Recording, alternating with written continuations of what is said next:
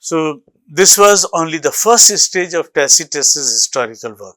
As he approached the reign of Domitian, he faced a Roman policy that except in provincial and frontier affairs, was less coherent and predictable. That this is not correct. So it called the sharper analysis. It's called for the sharper analysis, which he often met with bitterness, anger, and pointed irony. Domitian's latter despotism outraged the aristocratic tradition. It is so they were like this, and then perhaps his picture of the emperor Tiberius, the annals in the annals, owed something to his exercise on Domitian. So it is necessary to keep dating of Tacitus's work in mind. He had won the distinction under Nerva and enjoyed the effects of liberal policy.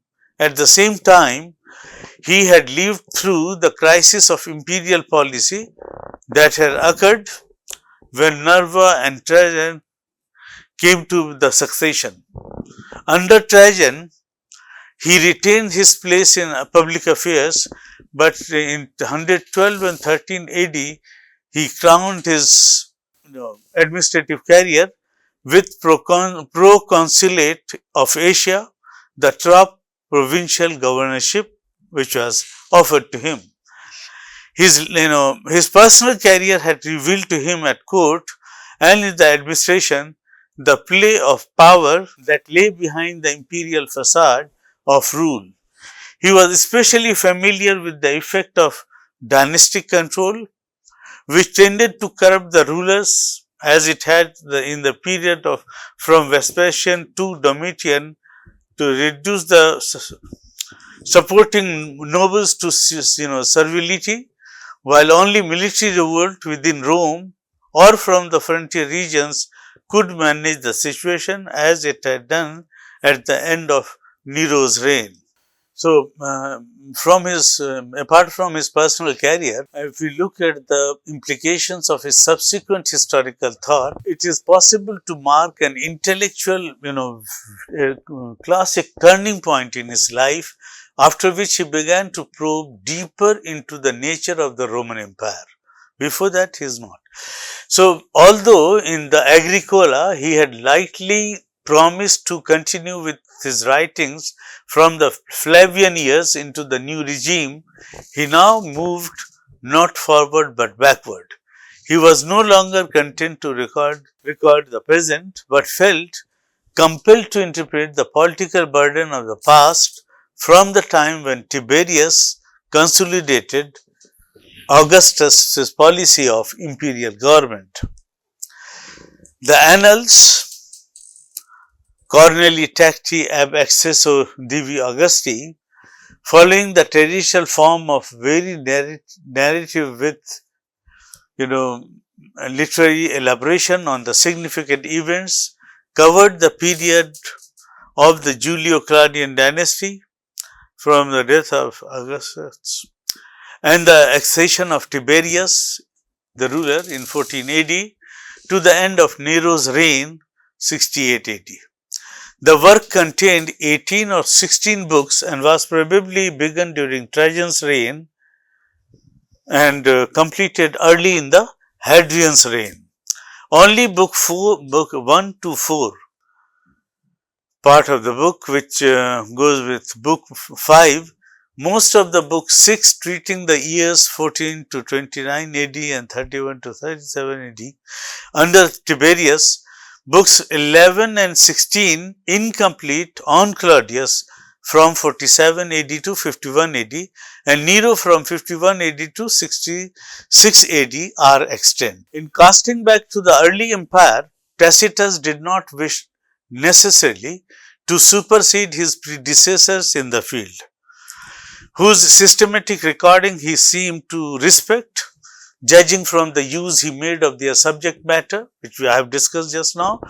His prime supposes was to reinterpret critically the Judeo-Claudian dynasty when it is said by the when imperial rule developed a central control that is by the end of the Claudian dynasty, even after the complex military coup d'etat of 1688-69 and would continue under the Flavians.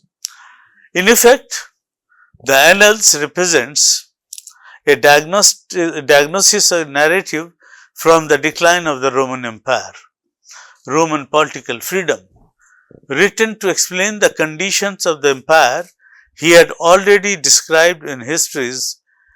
So, Tacitus viewed the first imperial century as an entity on its own, of its own. There was in his eyes a comparison to be made, for example, between the personal conduct of Tiberius and that of Domitian or Domitian. Not that they were the same kind of men, but that they were corrupted by similar conditions of dynastic power. Yet he did not begin with Augustus except by cold reference to his memoir, to his memory. The modern world modern means his modern world, tends to think of Augustus as the founder of an empire. Romans, one may cite Appian of the Alexandria and Publius Annius Florus alongside Tacitus, regarding him, at least during the first half of his career, as the first part of the dominance. In opening the Annals, Tacitus accepts the necessity of strong periodic power in Roman government, providing it allowed the rise of fresh talent to take over control.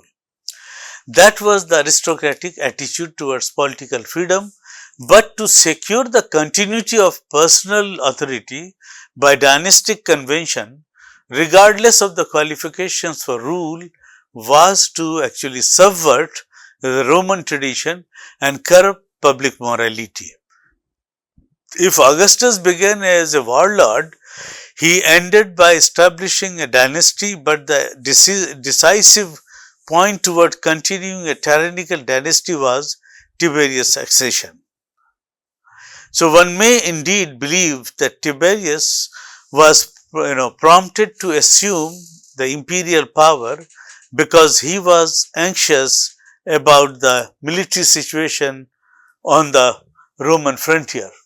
But Tacitus had no doubts, about the security of the Roman position, and he considered the hesitation that Tiberius displayed on taking power to the hypocritical, hence the historical irony in interpretation and style of his first 6 books. Here perhaps Tacitus had had some support for his interpretation. A strong, dour soldier and a subsequent and a suspicious man, Tiberius had little to say in his court circle about the public affairs.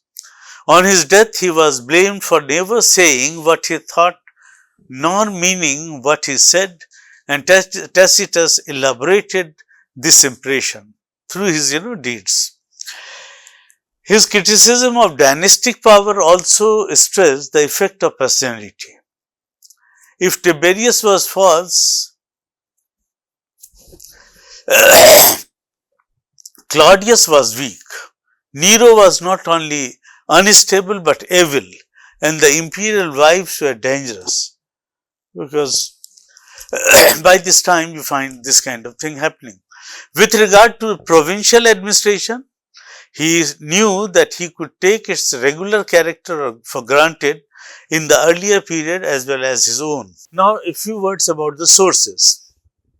For the period from Augustus to Vespasian, Tacitus was able to draw upon earlier histories that contained material form, material from public records, official reports. You see, he is giving emphasis on documents and contemporary comments. So, it has been noted that the work of Aufidius Bassus and his continuation by Pliny the Elder covered these years, Both historians also treated the German wars, I mean the Germanic tribe wars. Among other sources, Tacitus consulted Servilius Nonianus or Tiberius Calige and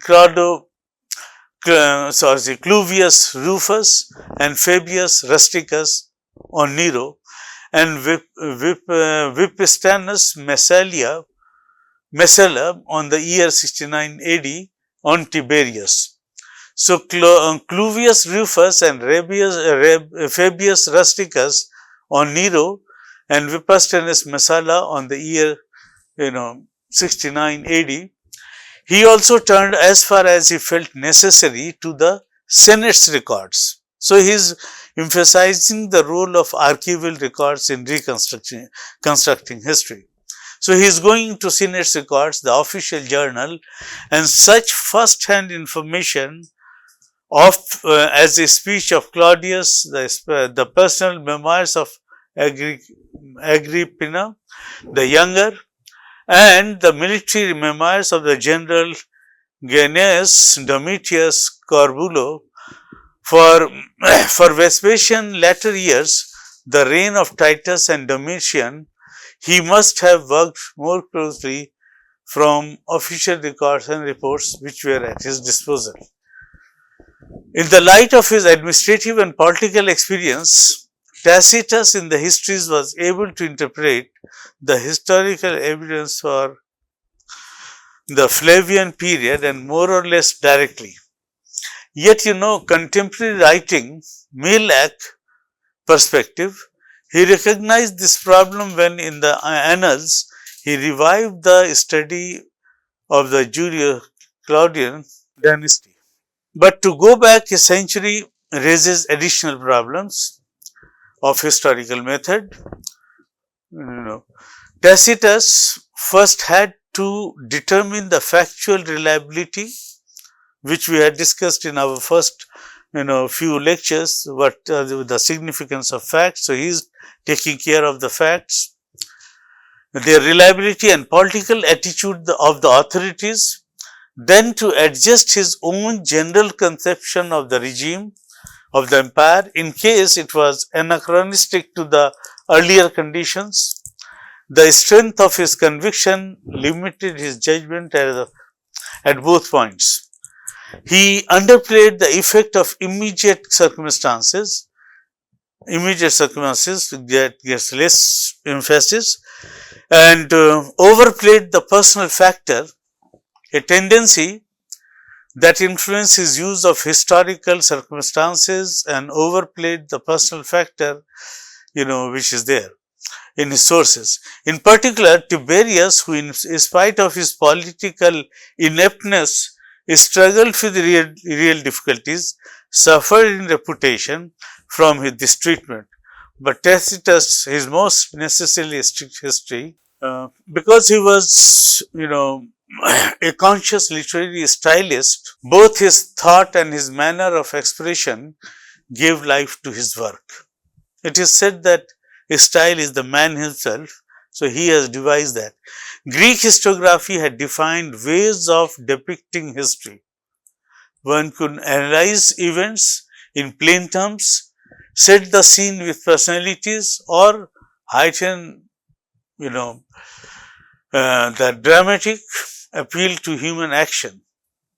Each method had its techniques, and greater writer could combine elements from all three.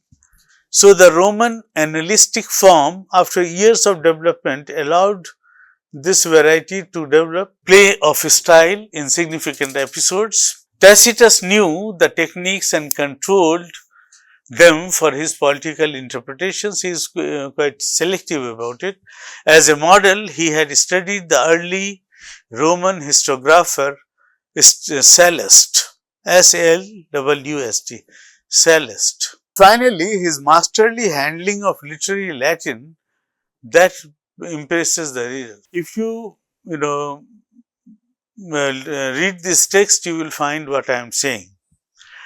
He wrote in the grand style, helped by the solemn and poetic usage of Roman tradition, and he exploited the Latin qualities of strength, rhythm and color. He combined mixed bag of both these things.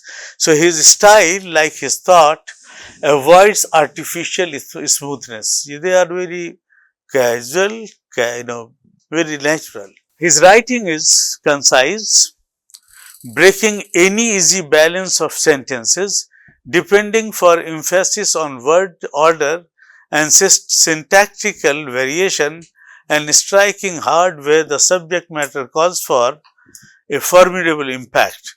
He is stylistic, no doubt about it, and his stylistic force that can be found throughout his narrative is evident. Tacitus's work did not provide an easy source for summaries of early imperial history, nor one may guess what was his political attitudes, popular in the ruling circles. But he was he was well read, and his text attracted until in the 4th century AD. Ammianus Marcellianus continued his work and followed his style. In modern scholarship, Tacitus' writings are studied very seriously with critical reservation, and to reconstruct the early history of Roman Empire on the literary side, they are appreciated as stylistic masterpieces. Tacitus was the last Roman historian worth the name, and that's why we discussed him in detail. The question naturally arises, why did the Roman historiography decline after Tacitus? There could be two reasons basically. One is that the Roman historians suffered great curbs and restrictions from the emperors, right from Augustus Cicero down to Nero. The Roman emperors saw history as dangerous and felt disgusted by the idea of anyone having to sit on the judgment on their increasingly popularity of Christianity also coincides with that. As Christianity grew and became the state religion, the focal center shifted from the aristocracy of Rome to the Church of God. Thus, we notice that with the coming of Christianity, the kind of critical history, and this happens with all religions, chronicles and annals continued to be written, no doubt. This was, however, not totally true of the Eastern Roman Empire, where in these places the trends of Greek historiography continued, perhaps owing to the lesser influence of the Pope. Although the church influence was present, they are challenging it, but it was present also.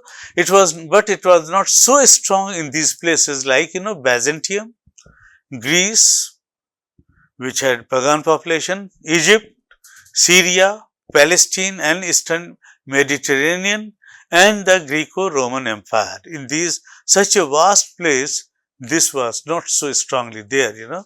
The influence of the church. It is, however, to be admitted that the critical elements in historiography of these areas was not so strong as in the classical Greek tradition, which we have already dealt with in greater detail. Though, through Syria and Byzantine, these latter trends of Greek historiography were made available to the Muslims during the Umayyad period, that is 667 to 750 AD.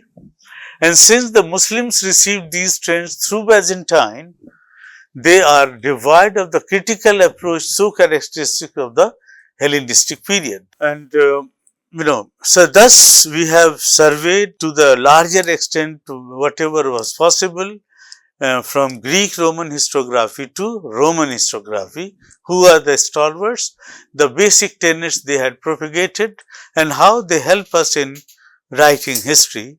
What are the concerns of history that should be taken care of, and that should be taken care of, and what should be the guiding principle? Why our work in this century should be considered as a work of history, because you will have to identify certain pillars of modern historiography which we find in Greek historiography. So, from that point of view, this is very important. then, in modern education, now so much compartmentalization has taken place that we don't study any history in continuity. That's the bane of, our modern education, because we don't bother about knowing about others. If they are referring to some people, they have been already worked, as I said in the case of, other writers. Therefore, as a student of historical methodology, we should always remember that basic principles will remain the same, whether it is a Greek society, or Mediterranean society, or say Roman society. Everywhere you will have to deal with certain subjects, mathematics including, where we will have to be very conscious, and we must look behind, like in the historical method, the philosophy behind these subjects, where, how it progressed, what was the trajectory of progress, and how each successive generation of historians differed from the previous, successive or series of generations. So, ultimately what we find very interesting is what is new there. So, this much for today. Thank you very much.